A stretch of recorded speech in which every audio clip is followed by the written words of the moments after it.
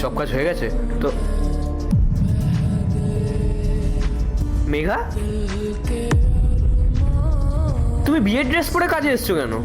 দাদা, আর 2 ঘন্টা পরে আমার বিয়ে। আমি ভেবেছিলাম আপনার বাড়ির সব কাজগুলো করে দিয়ে আমি সরাসরি বিয়ের মণ্ডপে চলে যাব।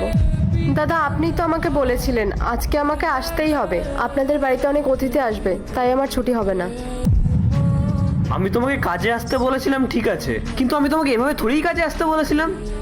যদি এভাবে না আসতাম তাহলে বিয়ের জন্য লেট হয়ে যেত, আর বিয়ের কি আছে, ওটা তো আমি যে কোনো সময় করে নিতে পারবো। আর দাদা, আপনি তো বলেছিলেন আপনাদের বাড়িতে আজকে অতিথি আসবে, আমি যাতে ছুটি না করি, অনেক কাজ আছে। দাদা, 15 তারিখ আমার বিয়ে, তাই ওদিন আমি কাজে আসতে পারবো না, প্লিজ আমাকে ওদিনের জন্য ছুটি দিয়ে দিন। মেঘা, 15 তারিখ আমাদের বাড়িতে অতিথি আসবে, একটু বোঝার চেষ্টা করো।